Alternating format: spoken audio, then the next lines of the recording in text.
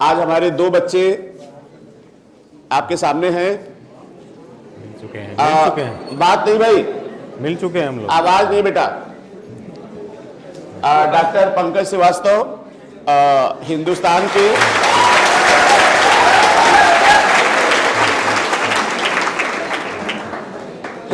के 10 cardiac surgeon में एक,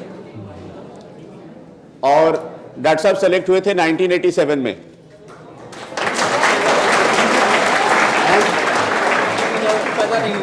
हाँ, और दूसरे कौशल जौनपुर के कितने बच्चे हैं? क्या बात है।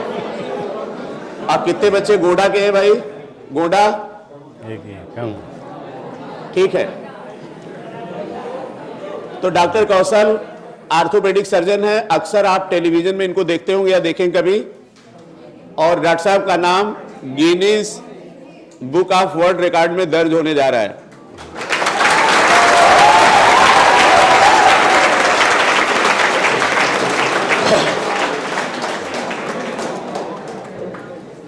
ज्योति में भेजता। और मैंने आपको बेटा एक बात बताई कि जो भी ड्रीम हो सकता है, यहां पे जितने बच्चे बैठे ध्यान सुनिएगा, ये दोनों लोग उस ड्रीम को प्राप्त कर चुके हैं। और दूसरी बात है कि आज भी इनका प्यार मेरे लिए वैसे ही है जैसा 25-30 साल पहले था। तो बच्चों, Newlight is not a coaching, it is a family. जब भी आप एमबीबीएस करेंगे और कुछ करेंगे, जहां भी जाएंगे, कोई ना कोई आपको जरूर मिलेगा। और अपने बहुत व्यस्त शेड्यूल में टाइम निकालकर ये दोनों बच्चे आए आपको इंस्पायर करने के लिए। और मेरा ये मन था कि जब आपका ये स्मार्ट बोर्ड बने, स्मार्ट क्लास बने, तो इसका इनाग्रेशन हम इन्हीं लोगों से कराएं। कैसा रहेगा?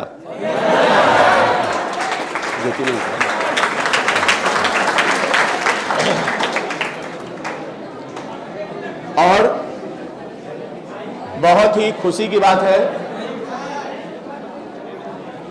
उदय बोलेंगे? हाँ ठीक है, उदय। बहुत ही खुशी की बात है कि पंकज के पिताजी भी आए हैं साथ में।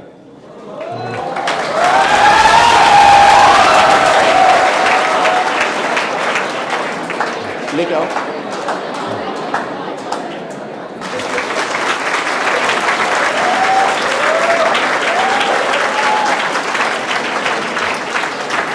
बुके और साल, बुके और साल, साल और बुके लेके आओ।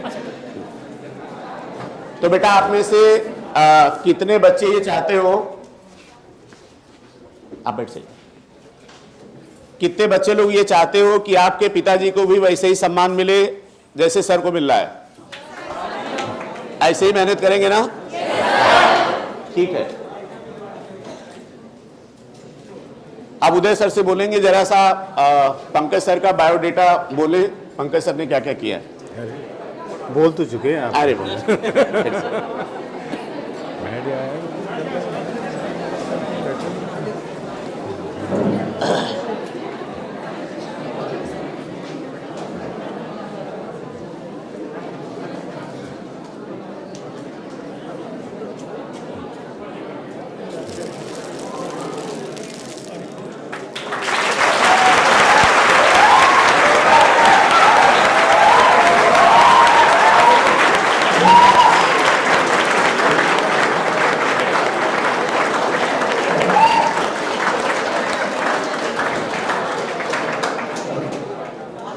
आज मुझे बहुत अच्छा लग रहा है। बुके कहाँ? बैठ।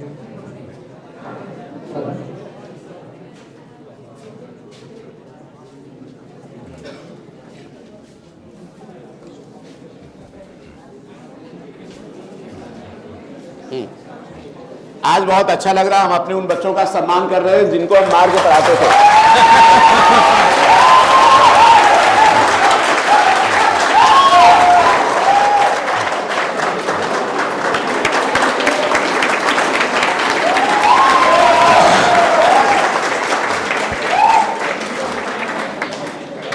शैलेंद्र सर,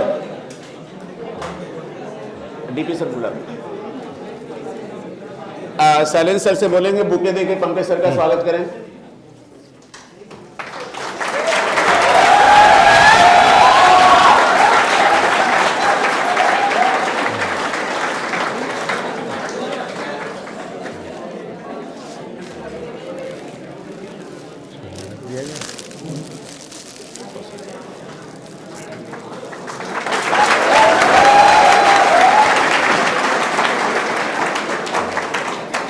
और बेटा जिंदगी में दो लोगों से हारने में बहुत मजा आता है, एक अपना बेटा और एक अपना शिष्य।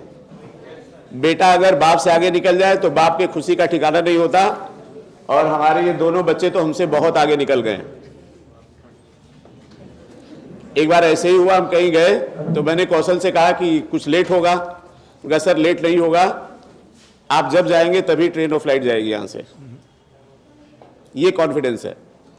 और बेटा आपको कई बार लगता होगा कि कोई दोस्त आपके इंजीनियर हो गए, बहुत पैसा कमा लेंगे, तो एक डॉक्टर इंजीनियर में उतना अंतर होता है जितना मशीन और आदमी में होता है।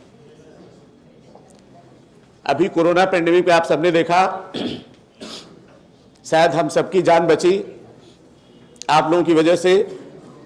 चूंकि भगवान हर इमरजेंसी में नहीं आ सकता, इसलिए उसने डॉक्टर बनाया। जब कोई हमारा नियर एंड डियर हॉस्पिटल में एडमिट होता है, आईसीयू में, हम जब बाहर बैठते हैं तो एक ही चीज का इंतजार करते हैं कि डॉक्टर के चेहरे पे स्माइल हो और डॉक्टर बोले ऑल इज वेल, है कि नहीं? तो आप सब उसी कड़ी में आगे बढ़ते जा रहे हो। उम्मीद है कि आप सबको सफलता मिलेगी। हम लोग तो लगे हैं काम, लेकिन आपको करना पड़ेगा।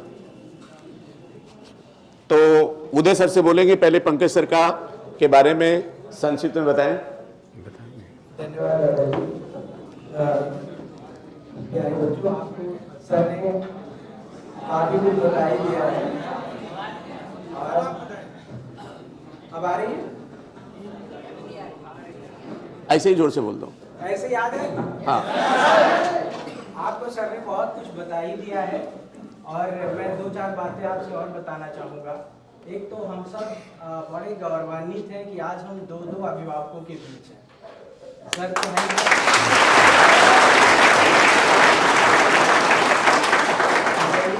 पंकज सर के पिताजी भी हैं, तो हम लोगों के लिए बड़े सौभाग्य की बात है कि हम लोग दो अभिभावकों के मार्गदर्शन में अभी खड़े हैं। आपने देखा होगा कि जो पेंडेमिक में, पिछली कोरोना महामारी में जब सारी चीज़ें बंद हो गई थी, सारी संस्थाएं बंद हो गई, शैक्षिक संस्थाएं भी लगभग बंद हो गई, अनवरत कार्य करने वाले एक व्यक्ति हम लोगों के बीच हैं, और हमें ये गौरव हासिल है कि वो हमारे मेंटर हैं, doctor SP Singh sir.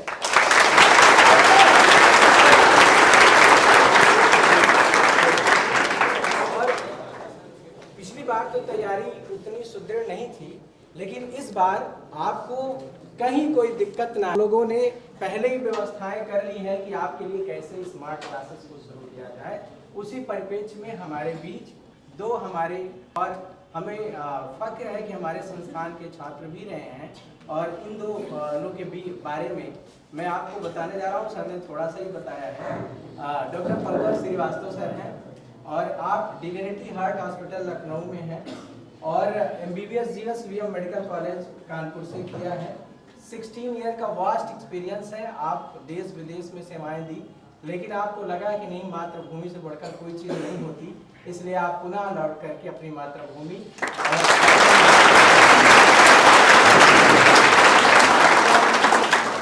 Sir ने लगातार जेनस इनिशिएटिव है, सामाजिक संस्था है, उसके माध्यम से जहाँ भी जरूरत है, जिस तरह की भी जरूरत है, उस तरह से अपनी सेवाएं देने का कार्य लगातार कर रहे हैं। सर संस्थान की ओर से और हम सब की ओर से आपको बहुत बहुत बधाई, बहुत हम सबको गर्व है कि आप सर के बगिया के अच्छे फूल हैं जो लगातार पुष्पित पल्लवित हुए हैं। हमारे जो दूसरे अतिथि हैं डॉक्टर कौशल कांत मिश्रा, छात्र, हाँ। कौसर खान मिश्रा बहुत ही डायनामिक पर्सनालिटी के व्यक्ति हैं। आपको सर ने थोड़ा सा इनिशिएटिव कर ही दिया कि गिनीज बुक में नाम आने वाला है।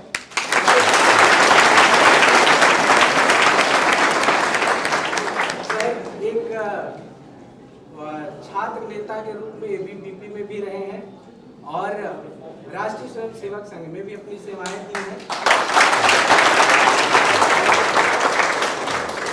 अभी डायरेक्टर हैं ऑर्थोपेडिक एंड जॉइंट रिप्लेसमेंट में फॉस हॉस्पिटल नई दिल्ली में।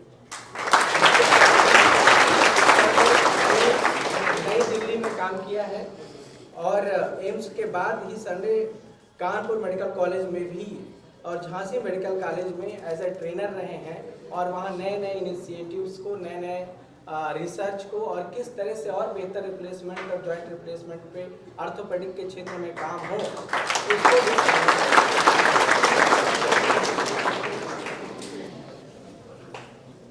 नेशन फर्स्ट आइडियोलॉजी की भी शुरुआत सर ने की है और कई दिल्ली में कई सामाजिक संस्थाओं के साथ मिल करके उन लोगों के लिए शिक्षा चिकित्सा दोनों को बढ़ावा देने का काम किया है जिन लोगों तक ये चीज़ें बहुत नामुमकिन थी।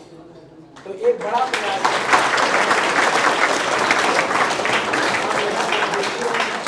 कि आप और हम सब मिल करके एक बड़ा काम करने वाले हैं फिर से और सर के सपनों को साकार करने वाले हैं। बस 2 लाइन मैं कहूँगा कि सर के लिए कि कितनों की तकदीर बनाना है आपको, कितनों को रास्ता दिखाना है आपको, मत देखिए अपने हाथों की लकीरों को, इन लकीरों से आगे जाना है आपको।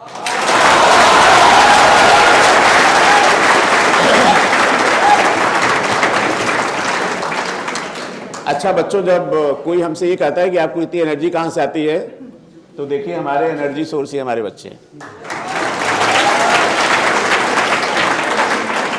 और नए साल में हमारी गुड विशेज हैं कि आप भी कुछ दिन बाद ऐसे ही इसी कतार में खड़े हों और आपके बाद जो छोटे बच्चे हैं उनको आप इस तरह से इंस्पायर करें।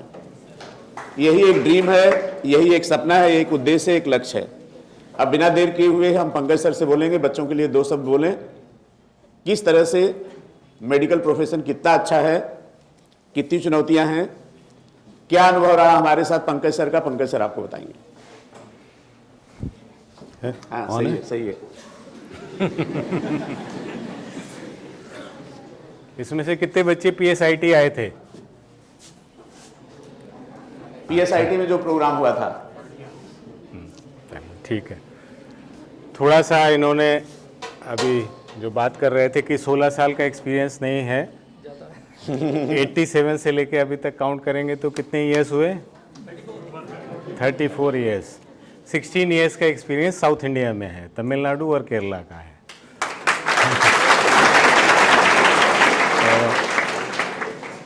और जैसा पिछली बार भी हमने कहा था कि हम कार्डियक सर्जन हैं, हार्ट सर्जन हैं। हाँ, कौन बोल रहा है?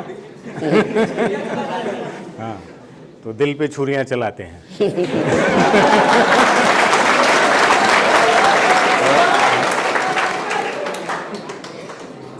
और जब आवाज नहीं आ रही है? ऑडिबल नहीं है तो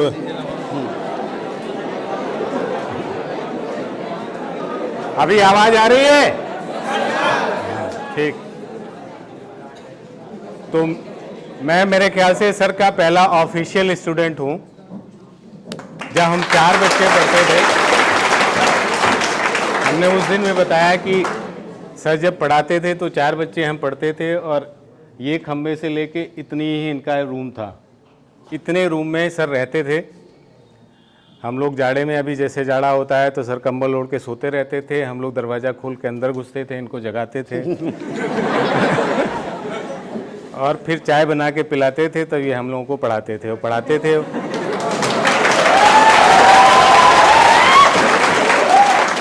पढ़ाते भी थे, कभी कभी पीटते भी थे। ये बाल जो कम हुए हैं सब इन्हीं की देन है।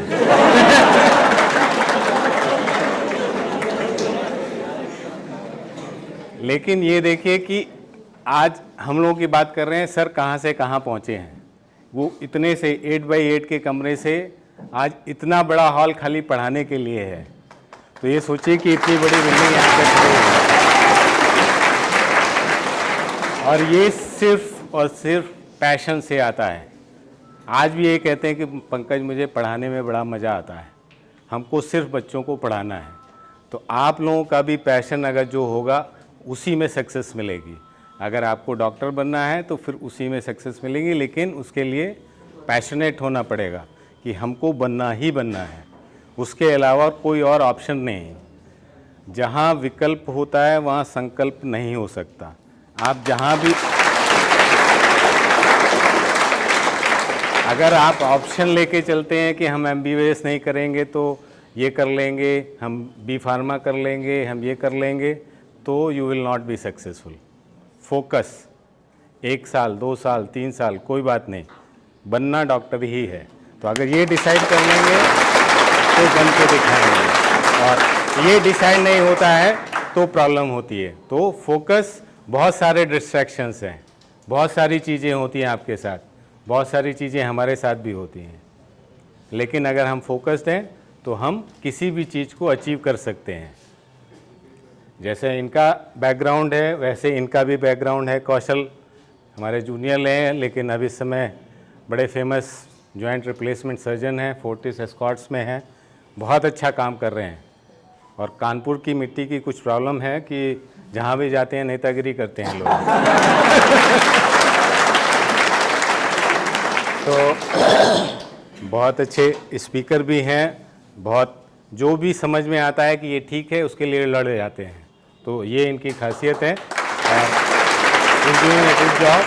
तो आप सब लोग भी मेहनत करें, patience, perseverance and persistence, 3 P, इससे आप अपनी सक्सेस अचीव करेंगे।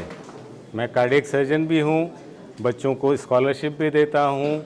हम लोगों ने पिछले 2 साल में करीब 4-4.5 लाख मास्क भी बांटे, बच्चों को हाइजीन किट बांटते हैं, ये सारा काम भी करते हैं। लेकिन पहले डॉक्टर बनना है, सक्सेसफुल होना है, एक गोल अचीव करना है, उसके बाद फिर दूसरा कुछ काम करना है।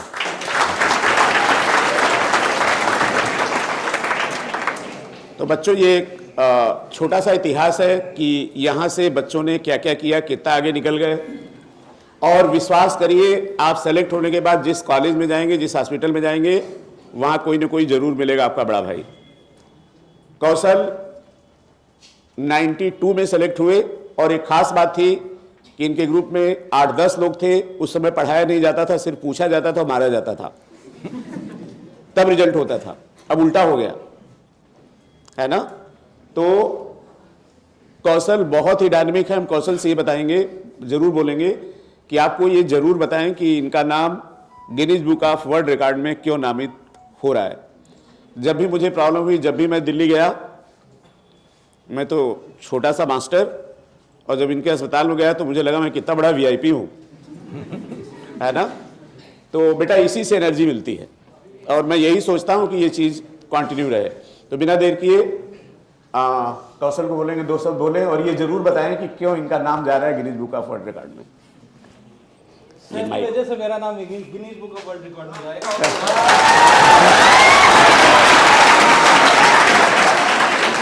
रिकॉर्डिंग के लिए चाहिए। अभी आप इनको साक्षात देख रहे हैं, इसके बाद आप टेलीविजन में देखेंगे हर 2-4 दिन में।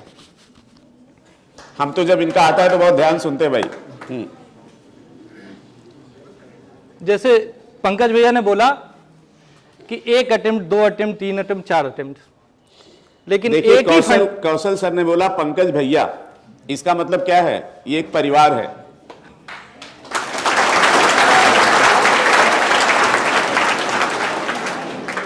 तो हम तो भैया ही बोलते थे।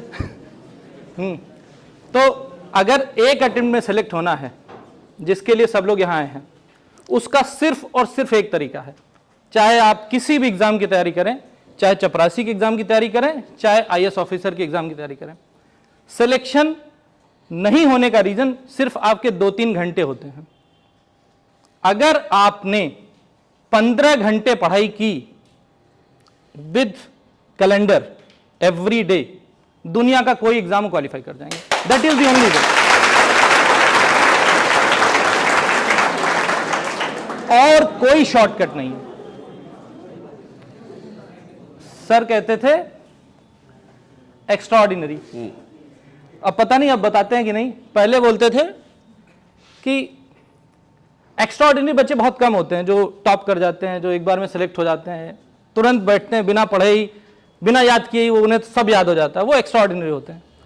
अब पता नहीं सर आप लोगों को बताते हैं कि नहीं, हमारे ज़माने में बताते थे कि अगर वो एक्स्ट्राऑर्डिनरी बच्चा 10 घंटे पढ़ता है तो आप अपने में एक्स्ट्रा जोड़ो, उससे जितना ज़्यादा एक्स्ट्रा जोड़ोगे उतना एक्स्ट्राऑर्डिनरी आप होते जाओगे। एक्स्ट्राऑर्डिनरी का मतलब वो अगर 10 घंटे पढ़ता है तो आप 15 घंटे पढ़ो, आप एक्स्ट्राऑर्डिनरी हो जाओगे। और कोई तरीका नहीं है। आप होता क्या, सेकेंड अटेम्प्ट में कौन जाता है? जो 15 की बजाय 14 घंटे पढ़ता है वो सेकेंड अटेम्प्ट हो जाता है, जो 13 घंटे पढ़ता है वो थर्ड अटेम्प्ट हो जाता है। तो उस 3 घंटे की कीमत आप 1 साल से चुकाते हैं। तो सिर्फ और सिर्फ एक तरीका है, दुनिया का कोई भी एग्जाम हो, क्वालिफाई करने का एक ही तरीका है कि आप कम से कम 15 घंटे पढ़ें।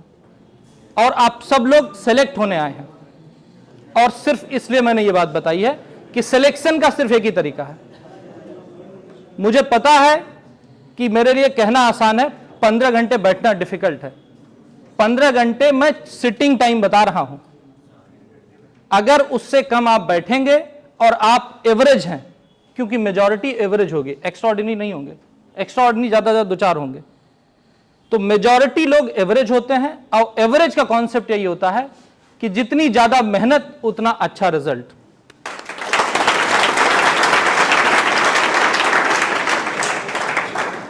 और सर, जिसने सर की मार नहीं खाई वो सिलेक्ट नहीं होगा, अगर वो ऑर्डिनरी है, अगर वो ऑर्डिनरी है।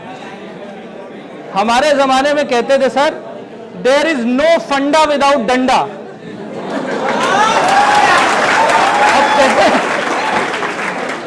अब नहीं कहते ना। हम लोगों को, जैसे सर भैया बता रहे थे, भैया 4 लोग, हम 10-12 लोग पढ़ते थे, तो वो वैसी टेबल लगी होती थी, GPRD। सर टूटा हुआ बैट लेके बैठते थे और उस बैट से मारते थे, और उसमें कोई बार नहीं था कि लड़की है या लड़का है, इक्वल, राइट टू इक्वलिटी हमेशा रहता था, सबको बराबर पड़ता था। तो अगर किसी ने सर की मार नहीं खाई है तो वो कहीं ना कहीं पीछे है। तो सबका सर से मार खाना, और अगर सर नहीं मार रहे हैं तो इसका मतलब सर चेंज हो रहे हैं।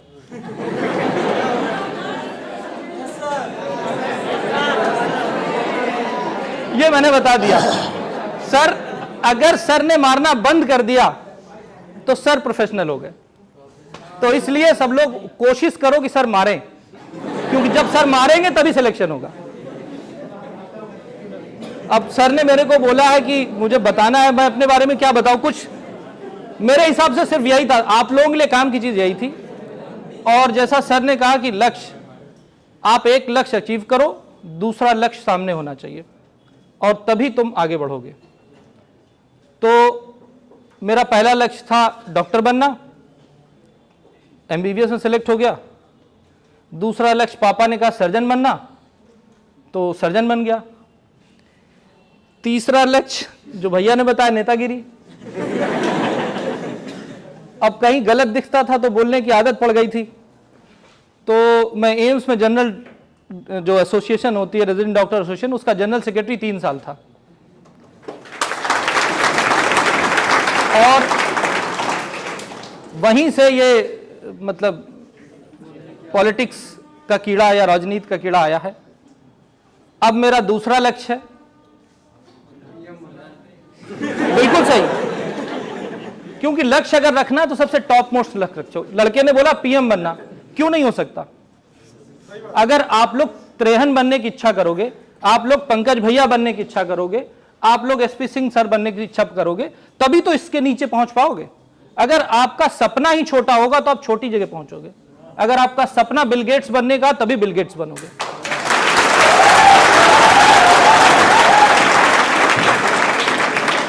तो सक्सेस का पहला स्टेप, सबसे ऊंचा सपना देखना। सपने देखना बहुत जरूरी है। अब बात आती है कि Guinness book of world record में नाम, मेरा नाम 3 बार आया है। एक बार आया है oldest man in all over world 108 years पे हिप रिप्लेसमेंट करने का, वो मेरे नाम पे है। वो अभी लास्ट ईयर टूट गया, लास्ट टू लास्ट ईयर, क्योंकि यूके में किसी ने 112 ईयर के बाबा को ऑपरेट कर दिया, तो अब वो नहीं है। दूसरा रिकॉर्ड बना है 18 मिनट 18 मिनट में हिप रिप्लेसमेंट करने का।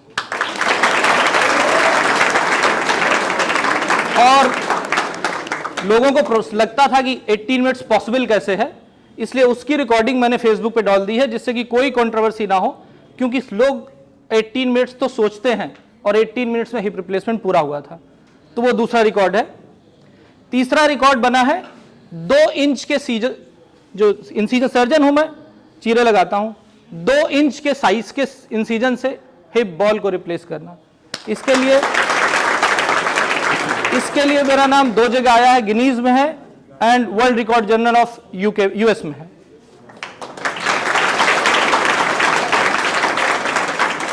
और जब कोरोना की वेव चल रही थी, तो जो एक्सपर्ट ग्रुप है, मैं उसका एक छोटा सा एडवाइजर हूं।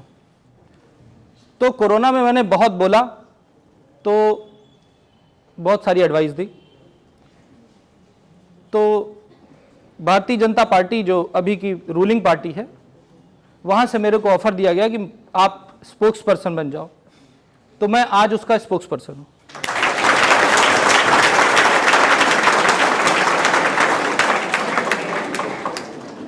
बड़ी वेरिएबल लाइफ है। मैं एक अच्छा सर्जन हूं, लेकिन देश को सर्जन के साथ साथ एक अच्छे राजनेता की जरूरत है। क्योंकि जब तक राजनेता, हम लोग कहते हैं ना कि पॉलिटिक्स गंदी है, सब लोग गाली देते हैं पॉलिटिशियंस को, लेकिन वही लोग हैं जो नीट में कितनी देर का एग्जाम होगा, कितने सेंटर होंगे, कौन बैठेगा कौन नहीं बैठेगा, ये वो डिसाइड करते हैं। तो मैं ये नहीं कह रहा हूं कि आप नेता बनो ना, पहले डॉक्टर बनो, इसको अचीव करो, उसके बाद दूसरा सपना देखो। तो अगर इस बच्चे ने कहा है प्राइम मिनिस्टर, तो सपना वही होना चाहिए। हर आदमी जो देश के लिए जीना चाहता है, उसका सपना प्राइम मिनिस्टर बनना ही होना चाहिए, तभी वो देश को चेंज कर सकता है।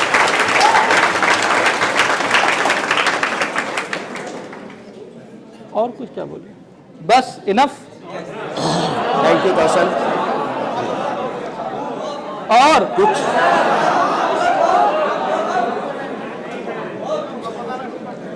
अच्छा, कुछ क्वेश्चन पूछना चाहते हैं आप लोग डॉक्टर साहब लोगों से? हाँ, यस।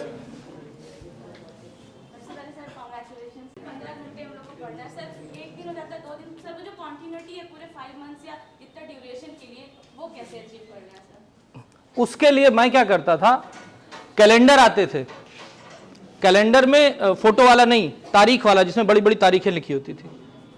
तो मैं उसके नीचे रोज लिखता था कितने घंटे, जैसे 2 तारीख है तो उसके बगल में स्पेस होता था, उसको हाथ से लिखता था, 2 घंटे 3 घंटे 5 घंटे ऐड करता था, और एवरी डे का ऐड करता था। एवरेज संडे को निकालता था।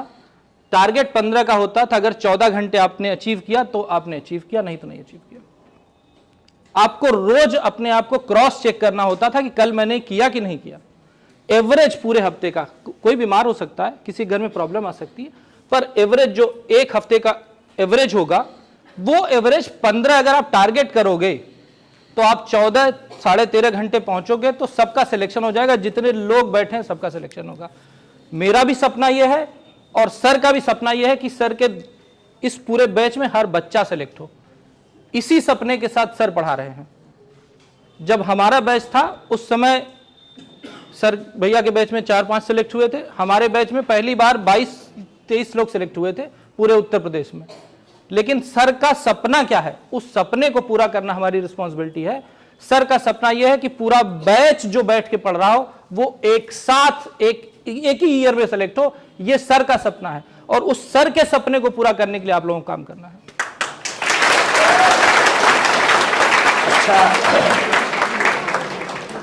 बेटा, एक चीज हम बता दें आपको कि डॉक्टर साहब लोगों के टाइम पे या पंकज और कौशल के टाइम पे जितना कंपटीशन टफ था, आज की डेट में बहुत आसान है। क्यों आसान है? सिलेबस बहुत रिड्यूस्ड है, पहले क्वेश्चंस भी इधर उधर के आते थे, अब बिल्कुल एनसीईआरटी से आना है, एग्जामिनेशन बहुत फेयर हो रहा है और नंबर ऑफ सीट्स बहुत ज़्यादा बढ़ गई है, ठीक है ना। तो बस एक चीज़ थी, हमने पंकज में भी देखा था, कौशल में भी देखा था, ये लोग पागल थे और पढ़ाई के अलावा कोई दूसरी चीज़ इनके दिमाग में आती नहीं थी। और आप ये सोचो कि 87 में 92 में हमें क्या ही आता होगा, और न ही इतनी सुविधाएं थी, न ही इतने टेस्ट होते थे, और अब तो आपका टेस्ट पैन इंडिया हो रहा है। अब आप अपना असेसमेंट और अच्छे से कर सकते थे। कमी कहां है? कमी यह है कि आपका ड्यूरेशन नहीं उतना ज्यादा है, और कमी यह है कि आज की डेट में कंफ्यूजन बहुत ज्यादा है। इतनी सारी चीजें हैं कि आप उसमें कंफ्यूज हो जाते हो, ये करें कि ये करें कि ये करें। यही गलती है। आपको 2-3 साल से आप देख रहे हो कोई भी सवाल एनसीईआरटी से बाहर आता नहीं, और आएगा तो अब तो जनता इतनी जागरूक है कि कोर्ट केस हो जाएगा। इतनी मोटी रमेश गुप्ता, इतनी मोटी एमपी कौशिक, अब एनसीईआरटी की पतली किताबें इतनी है कुछ। तो कंफ्यूजन को दूर करना है और जो कहा जा रहा है उसको फॉलो करना है। तो बच्चों, एक बात है ना कि मुझे दुनिया में और किसी की जरूरत नहीं है आप और आपके सिवा, क्योंकि आपके दम पे जमाने का भरम है कायम, और आप सब हैं तो जमाने की जरूरत क्या है मुझे। तो आप ये देख सकते हैं कि आपके सीनियर्स ने तमाम अभाव में, अभाव का मतलब मेरे पास भी अभाव था, मुझे उतना ज्ञान भी नहीं था, इतनी सुविधाएं भी नहीं थी, और आज ये लोग बिल्कुल सूरज चांद की तरह चमक रहे हैं, और जहां भी हैं इनका बहुत बड़ा नाम है।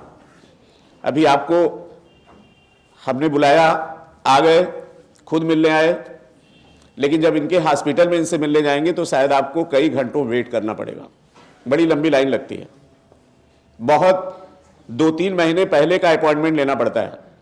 और ये बच्चे भी बिल्कुल वैसे ही आए यहाँ पर जैसे आप लोग थे, लेकिन इनके दिमाग में जो भी इनका ग्रुप था, जो भी पढ़ाई लिखाई होती थी, उसके अलावा कोई बात नहीं होती थी। अब तो बहुत सारे डाइवर्जन हैं, तो इसी को रोकना है। और बिल्कुल विश्वास करिए बच्चों, आप सबको मंजिल जरूर मिलेगी। Thank you so much. एक बात बताइए, कैसा लगा मिलके आपको? इस तरह की मुलाकात होती रहनी चाहिए। तो बेटा, हमने वही बताया कि जो भी एक बच्चा तैयारी करता है, उसका जो भी सपना हो सकता है मैक्सिमम उस फील्ड में, ऑलरेडी पंकज और कौशल उसको अचीव कर चुके हैं, ठीक है ना। और यही आपको करना है ताकि ये जर्नी कंटिन्यू रहे। Thank you so much, all the best बच्चों, थैंक यू।